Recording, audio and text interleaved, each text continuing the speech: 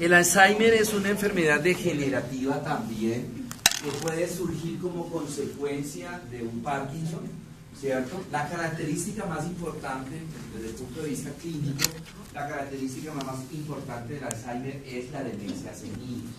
En el Alzheimer lo que está sucediendo es una destrucción principalmente de los cuerpos de neuronas que se encuentran en la corteza cerebral y principalmente a nivel motor, en la corteza frontal, es donde por lo general comienza el ataque. Por eso, dentro de los síntomas que tiene un paciente con Alzheimer, son síntomas de degeneramiento frontal. La parte motora, el área motora primaria y la prefrontal, y lo que es la parte frontal, ¿sí? El área, la corteza motora y la corteza frontal. En la corteza frontal es donde está todo lo que tiene que ver con memoria, principalmente la memoria a corto plazo. ¿Cierto? ¿Se acuerdan por allá con Neuro que veíamos cuando vieron Neuro conmigo? Que yo les decía, esta información que yo les estoy dando en este momento le llega a la parte más adelante del lóbulo frontal. El lóbulo frontal se divide en corteza motora primaria, la prefrontal y la frontal, ¿sí? Las dos primeras, o sea, las más internas, todo tiene que ver con la parte motora. Y la de adelante, ¿sí? La F3 tiene que ver con todo lo que es memoria, aprendizaje, ¿sí? Y la memoria a corto plazo. Entonces, todo esto que vimos hoy está llegando a la parte más adelante del lóbulo frontal. Y yo les decía a ustedes, el problema es que uno lo deje ahí, porque es una información fugaz, que con otra información entra a la otra clase y ¡uy! Se fue esa información. ¿A dónde la tienen que pasar? Al lóbulo temporal, que es donde está la memoria, digamos, como definitiva, o la memoria a largo plazo, ¿cierto? Entonces, ahora entendemos todos los síntomas del paciente con Alzheimer, ¿cierto? Se desconoce la causa, pero se ha identificado en la gran mayoría de los pacientes con Alzheimer que tienen una translocación a nivel de alguno de los tres cromosomas, o el cromosoma 14, o el cromosoma 19, o el cromosoma 21. En estos pacientes que tienen esta translocación de cromosomas se ha evidenciado que tienen una proteína que se llama la proteína E4, y además de eso, esa proteína, la presencia de esa proteína E4 conlleva a una reducción de una enzima que es la enzima acetiltransferasa de colina. Y esa acetiltransferasa de colina es la que se va a convertir en acetilcolina, que es un neurotransmisor que me permite la propagación del impulso nervioso. Si no hay acetilcolina, pues no se va a ver transmisión del impulso nervioso en estos pacientes, ¿sí? Bueno. Yo pensé que tenía una imagen. Bueno. Muy bien. Como les decía, si ustedes ven un paciente con Alzheimer, ¿sí? O con demencia senil, antiguamente se llamaba demencia senil, hoy día Alzheimer, usted le preguntaba, viejita, abuelita, lo que sea, ¿quién vino hoy esta mañana a visitarla? No sé, perdieron la memoria a corto plazo. Abuelita, cuénteme la guerra de los 1000 días. Se lo contaban con lujo de detalles, al dedillo, toda la información antigua la tienen conservada, ¿sí? Por eso los pacientes con Alzheimer olvidan las personas que reconocieron recientemente, pero no se olvidan todavía de sus hijos, ¿cierto? A ellos sí los recuerdan, pero con el pasar del tiempo también van a olvidar eso, porque el ataque comienza a nivel frontal, pero también es una enfermedad progresiva, degenerativa, ataca el lóbulo parietal posteriormente y también puede afectar el lóbulo temporal. ¿Sí? Señor. Profe, un tío mío tiene Alzheimer y él siempre usa las tomografías para mirar el grosor de la corteza cerebral, porque en estos pacientes lo que se ve es que se está destruyendo la corteza cerebral. Entonces, al destruirse la corteza cerebral, se disminuye el grosor de la corteza cerebral, el espacio entre cisura y cisura se aumenta y se aumenta también el tamaño de los ventrículos. Entonces, es como tomarse uno anualmente una fotografía y compararla todos los años, ¿sí? Entonces, en esa medida de comparar la resonancia pasada o la tomografía pasada con la de este año, comparo si el grosor de la corteza cerebral, principalmente a nivel frontal, se está disminuyendo o no. Si se ve un poquito una ligera disminución, entonces ya los neurólogos dicen a este paciente es altamente predisponente para que sufra de Alzheimer y lo empiezan a tratar desde ese momento, ¿sí? ¿Con qué? No hay medicamentos, se maneja es con terapias. Entonces, por ejemplo, terapia ocupacional, terapia física, terapia del lenguaje, para que las neuronas se vuelvan a activar y de esta manera no se destruya fácilmente la neurona. Es lo que están haciendo como tratamiento. Sí.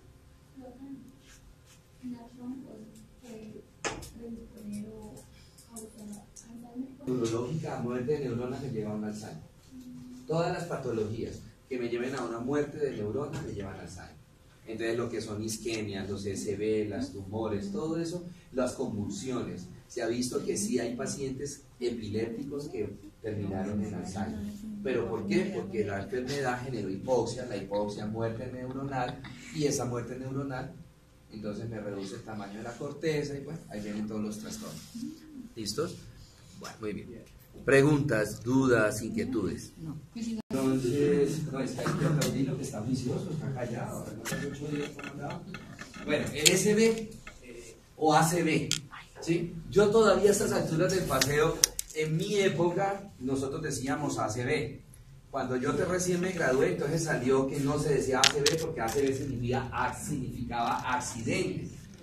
Y un accidente es algo que no se conoce. O sea, usted no conoce cuando ahorita alguien se va a caer por las escaleras o lo va a agarrar el taxi, ¿cierto? Se descubrió la causa del ACV, entonces, y la causa del ACV es una enfermedad. Entonces ya en mi época dijeron, ya no se dice ACV, sino SB, enfermedad cerebrovascular, pero yo todavía escucho que dicen ACV, entonces yo todavía no sé ni cómo decirlo, si ACV o SB, pero ustedes entenderán. Bueno, esta es una de las patologías, el ACV no es una enfermedad primaria, es decir, una persona no le da un ACV de buenas a primera, ¿sí? Así porque sí, ¿cierto? No le da así de buenas a primera, sino que tiene que haber una enfermedad de base. Y esa enfermedad de base puede ser a nivel neurológico, en el cerebro, una enfermedad que tenga en el cerebro, ¿cierto? Que tenga una hidrocefalia, que tenga una meningitis, que tenga un aneurisma cerebral, que tenga una arteriosclerosis o una aterosclerosis cerebral, ¿sí? O puede ser causa de una enfermedad sistémica, una hipertensión arterial, una diabetes, un lupus, en fin. Entonces, son muchísimas las causas que me llevan a un degeneramiento de este tipo. Aquí vemos, por ejemplo, un paciente con un aneurisma, ¿cierto? ¿Recuerdan el viejito de Morfo que le enseñó polígono de Willis? ¿Cuántas arterias eran estas? ¿Ustedes ya vieron angiografía? ¿Ustedes ven en su carrera angiografía? ¿Sí? Pero no la han visto todavía. No. Bueno, ¿cuál es esa? Polígono de Willis. ¿Cuál es esta? No, más arriba. Esta más abajito. Esta va en la protuberancia. Esta está en el puente, en la protuberancia. En un surco que hay ahí toda la mitad del puente, en la protuberancia. ¿La qué? No, la comunicante son más arriba. Antecitos. Esta llegaba aquí y salía la cerebral posterior, de la cerebral posterior la comunicante posterior. Y aquí salían dos arterias para el cerebelo. Uno que era arriba, la cerebral anterior superior, otra aquí abajito, esta, que se llamaba la AICA, y de aquí salen estas, que se llaman la PICA, arteria cerebelosa posterior inferior. Ya les dije todo. ¿Cuáles son estas arterias? ¿Cuál creen ustedes? A ver, acuérdense en un tricítico polígono de Willis. Les doy la guía. Arteria basilar. Estaba encima de la protuberancia puente en el surco basilar, ¿se acuerdan? ¿Cuáles son las arterias que me forman la arteria basilar? Las arterias vertebrales. Carótida, no por acá. Las arterias vertebrales. Las arterias vertebrales. ¿Sí? Estas son las arterias vertebrales, que las arterias vertebrales me daban la pica y me daban la espinal anterior y la espinal posterior que me irrigaban la médula espinal. Este paciente tiene un aneurisma a nivel de la pica, de la arteria cerebrosa posterior inferior. En cualquier momento, y ustedes se acuerdan, todavía a principio del semestre que vimos aneurisma, esto es una bomba de tiempo, en cualquier momento se puede romper, ¿sí? Se puede perforar, ¿verdad? Y me va a generar un ESB, ¿sí? Hay dos tipos de ESB, dependiendo cuál fue la causa, por así decir. Hay dos tipos, ¿verdad?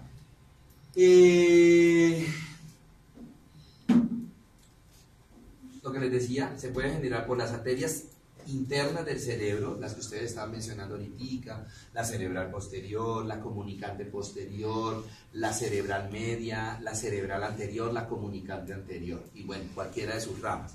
O puede ser por arterias que estén llegando al cerebro, como la basilar, como la carótida interna que estaban hablando ustedes ahorita, ¿cierto? Como la meningia media, como la meningia accesoria, en fin. O puede ser a distancia, alguna arteria a distancia, como veíamos en este caso, de las vertebrales, que si hay una lesión en la vertebral, pues repercute en la basilar, y de la basilar repercute al resto del polígono de Willis, ¿cierto? Bueno, entonces les decía que hay dos tipos de ACV, el isquémico y el hemorrágico. En el isquémico, lo que está sucediendo es que hay algo dentro de la arteria que me está taponando el flujo arterial, y ese taponamiento del flujo arterial puede ser parcial o puede ser total, ¿cierto? Entonces, ¿qué va a pasar? Si imaginémonos una aterosclerosis o una arteriosclerosis en la arteria cerebral posterior, pues izquierda, cerebral posterior, cerebral posterior. Entonces, de ahí en adelante le va a llegar poca sangre a la comunicante posterior, le va a llegar poca sangre a la anastomosis entre la carótida interna y la meningia media, a la comunicante anterior, o sea, se va a repercutir en todo el resto de vasos, se va a disminuir el flujo. Esa obstrucción, como les dije ahorita, puede ser o por un trombo, es decir, que el elemento que esté tapando sea un trombo, que vendría siendo de sangre, un coágulo de sangre, o puede ser un émbolo, que en este caso vendría siendo de grasa, ¿cierto? Y la otra, la hemorrágica, algo que llevó a que el vaso se rompiera y se produjera una hemorragia, ¿sí? Algo, una hipertensión endocraniana, ¿sí? Un trauma. Y acuérdense que en los golpes de la cabeza lo primero que sufre es la aracnoides, porque es donde está la mayor cantidad de vasculatura, ¿cierto? La hemorragia subdural por debajo de la dura madre, la epidural por encima de la dura madre, ¿sí? Bueno, dentro de los síntomas de un SB son todos los que usted... Bueno, aquí tenemos unos factores de riesgo: la hipertensión arterial, la arteriosclerosis, diabetes, obesidad, adicción a drogas, la hiperhomocystinuria, fibrinogenemia, el tabaquismo, todo un reguero de factores que favorecen, ¿sí? Aquí hay otras causas. Son muchísimas las causas que generan un ACV. Muy bien. Entonces, ¿cuáles son los síntomas? También los que ustedes se quieren imaginar. Déficit motor, déficit sensitivo como manera general. Déficit motor, sensitivo o la combinación de los dos. Un déficit motor que repercuta en ataxia, trastornos a nivel de la marcha, temblor, las disátrias, alteraciones del lenguaje, alteraciones corticales como es la amnesia, que el paciente empieza a perder memoria reciente, la agnosia, no reconocer, la apraxia, a no poder realizar movimientos, algunas actividades motoras como coger objetos, y ustedes ven que ellos pierden fuerza muscular, entonces quieren agarrar un vaso, se les cae, le dicen a uno en la consulta, es que perdí fuerza en el brazo, lo que sea, ¿sí? Los síntomas son cualquier cantidad. Bueno. El diagnóstico, gracias a Dios, pues es muy fácil por la clínica del paciente, que el paciente experimenta es muy florida, es muy evidente la clínica del paciente. Y segundo, pues rápidamente tenemos la realización de resonancias, de exámenes que me van a permitir ver la causa, uno, si hay o no hay un SB, y segundo, la causa, para yo poder determinar si es trombótico o si es hemorrágico, porque tengo que saber la causa para el tratamiento. Si es trombótico, ¿sí? Si es oclusivo, por así decirlo, entonces yo manejar con anticoagulantes para evitar que ese trombo me siga obstruyendo y tratar de ir deshaciendo el trombo. Si es hemorrágico, pues llevar al paciente a cirugía para hacer la hemostasia de ese vaso, suturar ese vaso que está sangrando, ¿cierto? El paciente, ustedes saben que estos pacientes pueden quedar con múltiples complicaciones, ¿listo? Bueno, muy bien, preguntas, dudas.